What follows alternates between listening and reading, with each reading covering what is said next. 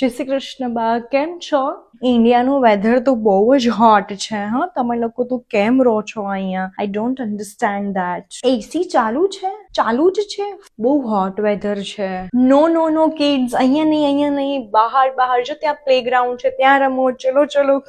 બહુ જ hot weather છે. હા, oh sorry, so sorry, oh my God, so sorry. Oh thank you, oh thank you બચ્ચા. No નો નો, અમે લોકો તો ઇન્ડિયા આઈને જ ગોલ્ડ પહેરીએ. ત્યાં તો ગોલ્ડ બહુ ચીપ લાગે. કિડ્સ, શું કરો છો તમે? બહુ હોટ વેધર છે.